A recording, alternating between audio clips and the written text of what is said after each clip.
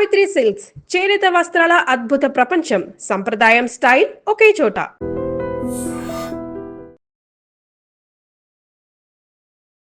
Welcome to iDream.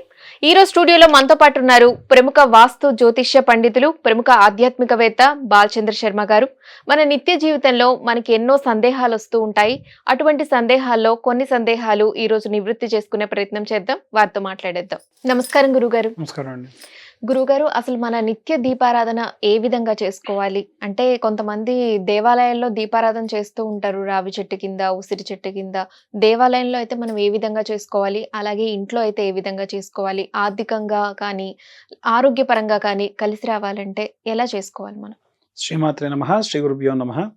మంచి ప్రశ్న అండి. ఇంట్లో దీపారాధన చేసేటప్పుడు చాలా మందికి ఇంకా దీపం రోజంతా ఉంటే మంచిదా, దీపం తొందరగా కొండెక్కితే పరిస్థితి ఏమిటి, పొరపాటున గాలి వస్తే, ఇలా ఉంటాయి. ఇంకోటి, ఆ దీపం వెలిగించినప్పుడు ఎటు దిక్కుంటే అనేటువంటిది కూడా ఉంటుంది.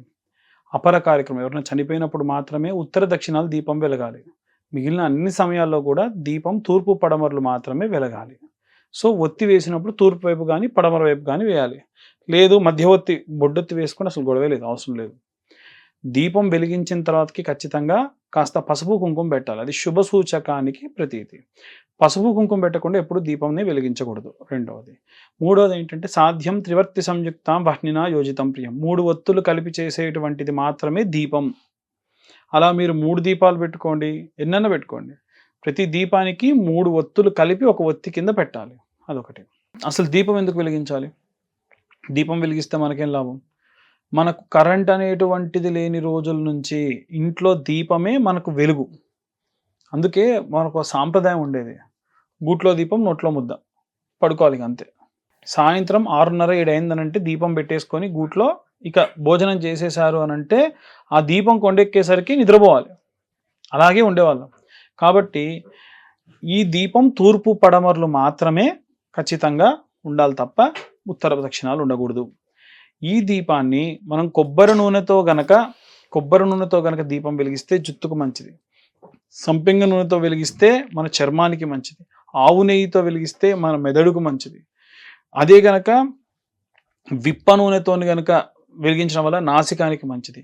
కాస్త పచ్చకర్పూరం కలిపినటువంటిది గనక మనం వేస్తే మన యొక్క శ్వాసకోశాలకు మంచిది. ప్రతి ఒక్కటి కూడా మనకు మంచిది, మన శరీరానికి మంచిది. దాంట్లో నుంచి వచ్చేటువంటి పొగ, దాంట్లో నుంచి వచ్చేటువంటి ఆ యొక్క వెలుగు మనకు విశేషమైనటువంటి సత్ఫలితాలను ఇస్తుంది. కాబట్టి ఇంట్లో దీపం ఈ విధంగా వెలిగించుకోవాలి. దేవాలయానికి వెళ్ళినప్పుడు మనం దీపం వెలిగించాలి అన్నప్పుడు విపరీతమైనటువంటి కోరికలు లేదా ఒక మొండి కోరిక తీరట్లా ఎంతకి, అలాంటప్పుడు రావి చెట్టు వేప చెట్టు కలిసి ఉంటే ప్రదక్షిణాలు చేసి దీపం వెలిగించాలి, లేదా దీపం వెలిగించి ప్రదక్షిణాలు చేయాలి. అది కూడా ఎవరో పెట్టినటువంటి మట్టి ప్రమిదలలో ఎప్పుడూ కూడా మనం దీపం వెలిగించకూడదు. మనమే మనకై ఒక మట్టి ప్రమిద తీసుకొని పోయి ఎన్ని రోజులు వెలిగిస్తే అన్ని మట్టి ప్రమిదలు తీసుకెళ్ళాలి. ఎంత అవుతుందండి ఒక మట్టి ప్రమిద? ఇంకొకటి, దేవాలయానికి ఎప్పుడు మనం నూనె కానీ నెయ్యి కానీ తీసుకెళ్తే తిరిగి ఇంటికి తెచ్చుకోకూడదు. పసుపు కుంకుమలు కూడా నేను కేజీ కొనుక్కొని రోజు కొంచెం వేసి వస్తా, అలా చేయకూడదు. లేదు దేవుడికి మాత్రమే వాడతాను అని ఒక చిన్న డబ్బాలో మీరు ఫిల్ చేసుకొని ఉన్నారనుకోండి, అది అక్కడ దేవుడికి మాత్రం వాడాలి మళ్ళీ. అలా అయితే ఎటువంటి ఇబ్బంది లేదు. ఆ దీపం వెలిగించి ప్రదక్షిణాలు చేయాలి. అదే ఉసిరి చెట్టు కింద దీపము కొన్ని మాసాలలో మాత్రమే విశేషంగా చేస్తారు. అలా చేయడం వల్ల లక్ష్మీ కటాక్షము, వచ్చిన డబ్బు నిలవడం, మనకు చాలామంది సంపాదించిన సంపాదన నిలబడదు. అలాంటప్పుడు ఉసిరి చెట్టు దగ్గర కానీ జమ్మి చెట్టు దగ్గర కానీ ఆ యొక్క దీపం పెట్టడం వల్ల విశేషమైనటువంటి సత్ఫలితాలు. అది కూడా బ్రాహ్మీ ముహూర్తంలో లేదా అసుర సంధ్యా సమయంలో మాత్రమే పెట్టాలి. రావి చెట్టుకు అలా కాదు, మీరు ఉదయం 9 10 గంటలకు వెళ్ళినా దీపం పెట్టచ్చు. కానీ ఉసిరి చెట్టుకి లేదా జమ్మి చెట్టు దగ్గర దీపం పెడితే ఉదయం సూర్యోదయం కంటే ముందు, సాయంత్రం అసుర సంధ్యా సమయం 5:30 6:30 ప్రాంతం తర్వాతకు పెట్టాలి. ఈ 2. మరి కొంతమంది నవగ్రహాల దగ్గర, జంట నాగుల దగ్గర కూడా దీపం పెడతారు. జంట నాగులు కూడా రావి చెట్టు వేప చెట్టు కింద ఉన్నప్పుడు పెడితే సర్ప సంభావిత దోషములు పోతాయి, విశేషమైనటువంటి సుబ్రహ్మణ్యేశ్వర స్వామి కృపా కటాక్షాలు పొందవచ్చు. ఓకే, మరి నవగ్రహాల దగ్గర పెడితే ఎలా పెట్టాలి? ఇప్పుడు నేను చెప్పినట్టు చేస్తే నవగ్రహ దోషాలు పోతాయి. నవగ్రహాలే అసలు అన్నిటికంటే ముఖ్యం. సోమవారం నాడు గోధుమలు ఒక ఆకుడొప్పలో వేసి చిన్న మట్టి ప్రమిద దానిపైన పెట్టి దాంట్లో అంత నెయ్యి వేసి దీపం పెట్టేస్తే విశేషంగా సూర్యగ్రహ సంభావిత దోషములు పోవడం, గవర్నమెంట్ జాబ్స్ కానీ, లేకుంటే ఏదైనా సరే ప్రభుత్వ ఉద్యోగాలు కానీ, ప్రభుత్వ సంబంధిత సీట్లు రావడం కానీ, లేకుంటే ఏదైనా ర్యాంక్, ఏదైనా టీమ్ లీడింగ్ పొజిషన్ కోసం వెళ్తున్న వాళ్ళు, ఫారిన్ కంట్రీస్ వెళ్ళేటువంటి వాళ్ళందరూ కూడా ఉపయోగపడతారు, రాజకీయ నాయకులకు కూడా. సోమవారం నాడు చంద్రుడి దగ్గర ఇన్ని బియ్యము లేదా వడ్లు పోసి దాంట్లో ఒక దీప ప్రమిద పెట్టేసి వెలిగించాలి. దానివలన మనస్సు ప్రశాంతంగా ఉంటుంది. మంగళవారం నాడు కుజుడి దగ్గర ఇన్ని కందులు ఆకుడొప్పలో వేసి దానిపై దీపం పెట్టాలి. దానివలన రోగపీడోపశాంతయ్యే, రోగాలు రాకుండా ఉంటే ప్రశాంతంగా ఉంటాం. బుధవారం నాడు బుధుడి దగ్గర పెట్టడం వల్ల సబుద్ధి, మంచి బుద్ధి కలుగుతుంది. పెసర్లు తీసుకొని ఆకుడొప్పలో వేసి బుధుడి దగ్గర పెట్టాలి బుధవారం నాడు. గురువారం నాడు శనగలు తీసుకొని ఆకుడొప్పలో వేసి దీపం బృహస్పతి గ్రహం దగ్గర పెట్టాలి. దానివలన పిల్లలకు సంబంధించి సదాచార్యాయ, సత్య సంభాషణాయ, సురపూజితాయ, బాలారిష్టాన్, జాతకారిష్టాన్, నాశయ సుఖమారోగ్యమైశ్వర్యం ధాపే ధాపే, పిల్లలకు సంబంధించినటువంటి ఎన్ని దోషములు ఉన్నా పోతాయి. శుక్రవారం నాడు బొబ్బెర్లు ఆకుడొప్పలో వేసి దానిపై దీపం వెలిగించడం వల్ల శుక్రగ్రహ సంభావిత దోషములు అనేటువంటివి పోతాయి. అన్యోన్య దాంపత్యం, భార్యాభర్తలు కొట్టుకోకుండా, గొడవలు లేకుండా ఉంటారు.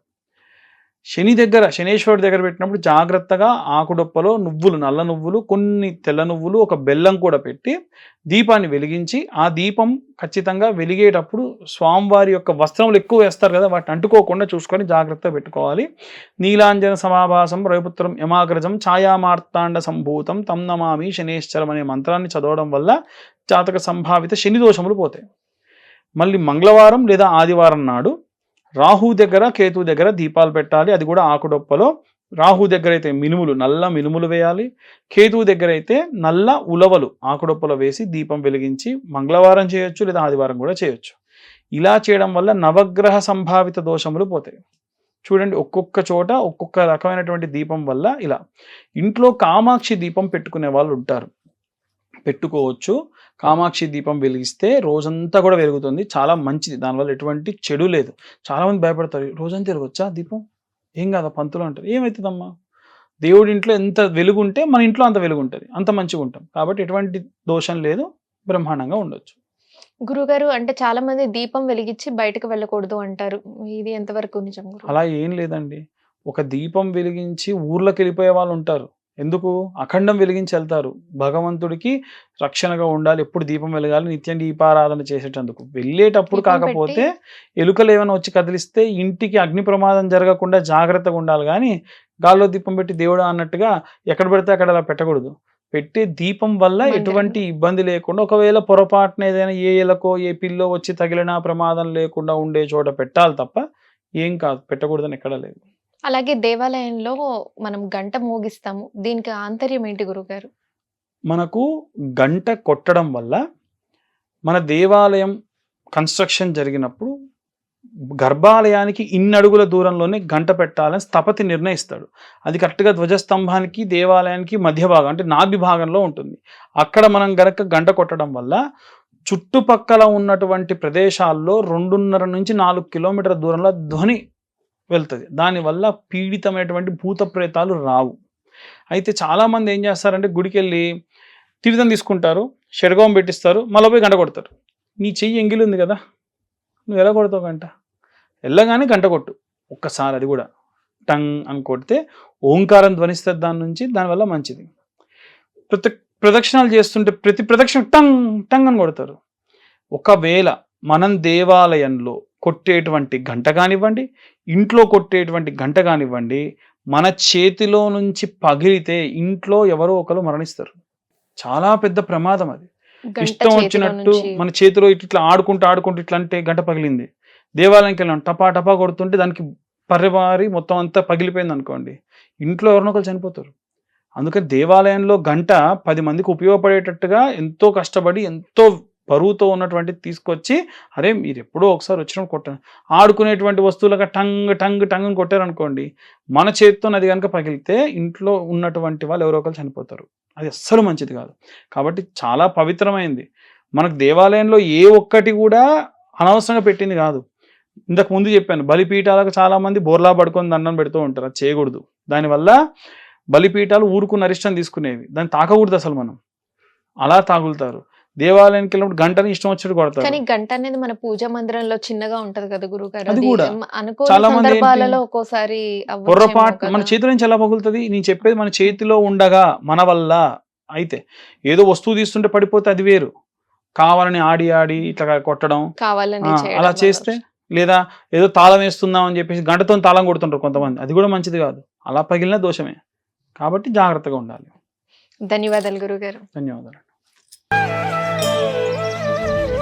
దీన్ని తవ్వండి, తవ్వుతూనే శివలింగం. పరమాత్మకు జీవా సరే దాన్ని అట్లా కప్పేసేయండి, చూపించదండి. Krishna is there. మూర్తి పూజ కాదు, సాక్షాత్ బ్రజేంద్ర నందన భగవాన్ ఉన్నారు మూర్తిలో. ఏమీ ఆశించకుండా ఆరాధించే వాళ్ళు కూడా ఉన్నారా ప్రభుజీ? నిజమైన భక్తి అంటే మనకు తెలియదు కాబట్టి